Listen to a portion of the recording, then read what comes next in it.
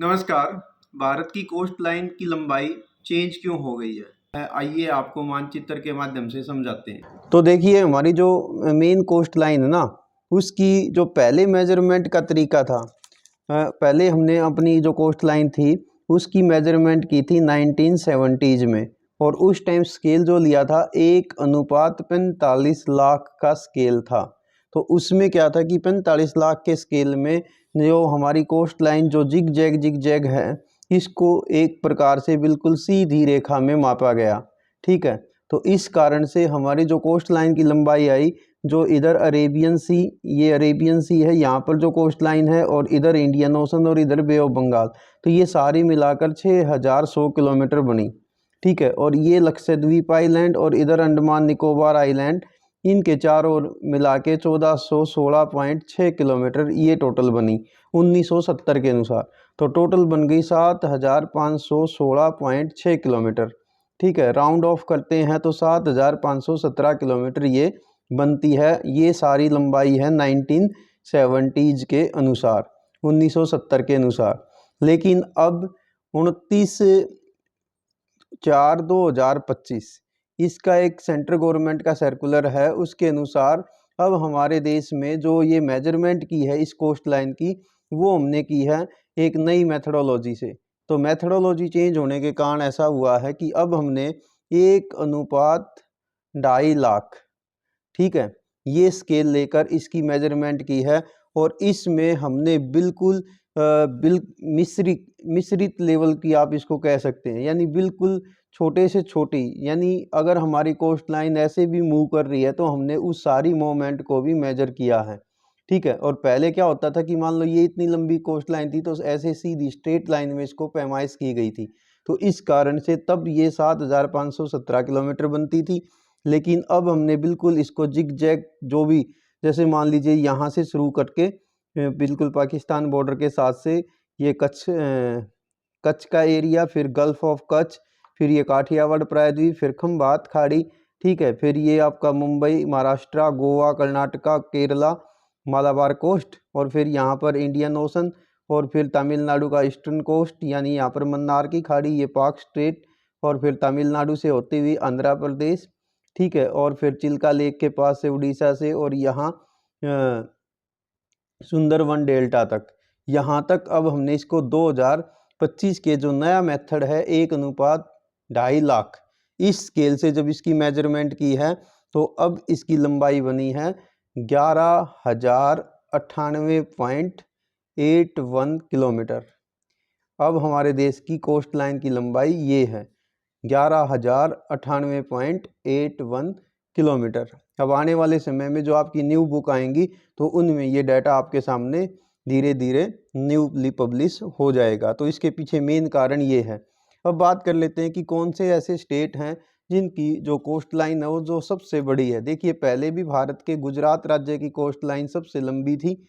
ठीक है। जो पुराने 1970 के अनुसार, 1970s के अनुसार इसकी लंबाई थी गुजरात कोस्ट की 1214 किलोमीटर, जो अब 2025 के आंकड़ों के अनुसार कितनी हो गई है, जब इसकी बिल्कुल बारीक लेवल पर 1:2.5 लाख के स्केल पर इसकी पैमाइश की गई है, तो ये लंबाई हो गई है 2340.62 किलोमीटर। ठीक है।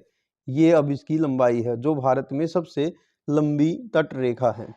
दूसरे नंबर पे थी 1970 के अनुसार आंध्र प्रदेश की, लेकिन अब जो है सेकंड लार्जेस्ट है वो है तमिलनाडु की। ठीक है। तमिलनाडु में अब हमारी जो ये सेकंड पोजीशन पे है लंबाई के अनुसार, जिसकी कोस्ट लाइन की लंबाई अब कितनी हो गई है 1068.69 किलोमीटर। ठीक है। 2025 के आंकड़ों के अनुसार तमिलनाडु अब सेकंड पोजीशन पर है। तीसरे नंबर पे है आंध्र प्रदेश। आंध्र प्रदेश की जो कोस्ट लाइन है 2025 के अनुसार अब कितनी है 1053 किलोमीटर। ठीक है। तो ये टॉप 3 स्टेट आप कह सकते हैं। और दूसरा इसमें आप क्या कह सकते हैं कि एक्चुअल में ये जो स्केल का डिफरेंस होता है ना, कि पहले 1:25 लाख के स्केल पे हमने पैमाइश की, और अब हमने इसकी जो पैमाइश की है वो 1:2.5 लाख के स्केल पर की है।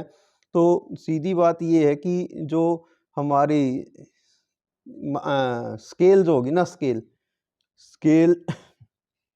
स्केल मीन्स जो हमारा पैमाना है, पैमाना मीन्स कि जो मैप पर दूरी है और ज़मीन पर एक्चुअल दूरी है, उसको हम स्केल के द्वारा, मैप स्केल के द्वारा यूज करते हैं। तो जितनी छोटी स्केल होगी ना, स्केल जितनी छोटी होगी और जितनी छोटी स्केल से हम मापेंगे तो लंबाई उतनी ही बढ़ जाएगी, लंबाई प्लस हो जाएगी। तो यही कारण है कि पहले हमने ये स्केल अपनाया था 1:45 लाख का, तो तब हमारी दूरी आती थी 7517 किलोमीटर। अब हमने स्केल अपनाया है 1:2.5 लाख का, तो अब हमारी लंबाई आती है 11,098 किलोमीटर। और इस जो मेथड है इसको बोला जाता है कोस्ट लाइन पैराडॉक्स, इसको कोस्ट लाइन पैराडॉक्स कहते हैं।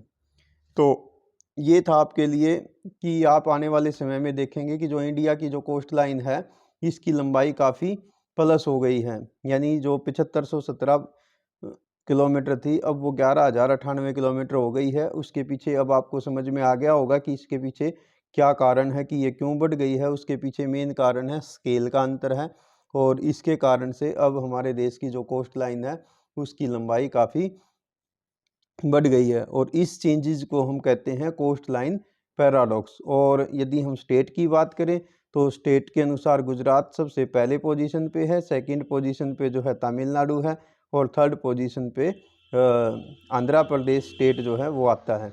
और इसमें जो आपका लक्षद्वीप आइलैंड और अंडमान निकोबार आइलैंड वो भी इस लंबाई में शामिल है, 11,098.81 किलोमीटर इस लंबाई के अंतर्गत ये भी सारे इसमें शामिल हैं। तो आने वाले समय में आप ये सारी जो हैं चेंजेस अपनी बुक्स के अंदर देखेंगे। तो ये था इंडियन कोस्ट लाइन के ऊपर थोड़ा सा आपके लिए कि ये कैसे चेंज हुई है। एक चीज़ और बता देता हूँ लगे हाथों कि ये जो हमारी कोस्ट लाइन है ना, इसके बारे में कुछ क्वेश्चन आपसे और भी पूछ लिए जाते हैं, तो कोस्ट का नेम भी साथ में बता देता हूँ। देखिए यहाँ गुजरात से लेके और यहाँ मुंबई तक, ठीक है, और गोवा तक, यहाँ तक इसको बोला जाता है कोंकण कोस्ट, कोंकण, ठीक है, कोंकण तट।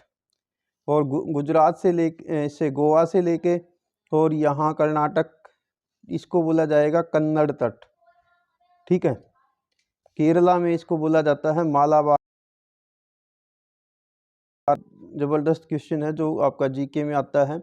और इधर तमिलनाडु कन्याकुमारी जो भारत का सबसे दक्षिणी भाग है, 8 डिग्री 4 मिनट नॉर्थ, यहाँ से लेकर कन्याकुमारी, यहाँ पर इसको पहला नाम होता था केप कमोरिन। यहाँ से शुरू होकर तमिलनाडु का जो पूर्वी तट है और यहाँ से लेके कृष्णा गोदावरी डेल्टा तक इसको बोला जाता है कोरोमंडल तट, कोरोमंडल कोस्ट, ठीक है। जो बाकी का बच गया आंध्र प्रदेश में गोदावरी डेल्टा से लेके चिल्का झील होते हुए उड़ीसा और बंगाल तक, तो इसको बोलते हैं उत्तरी सरकार तट, नॉर्दर्न सरकार तट, ठीक है। तो ये जीके के क्वेश्चन भी आपसे बहुत बार पेपर में पूछे जाएंगे, तो ये जीके के क्वेश्चन भी हैं, तो ये इसमें शामिल हैं। और इसी मैप पर आप ये कुछ और पॉइंट देख रहे होंगे, तो ये भी मैं साथ में बता देता हूँ कि ये क्या हैं।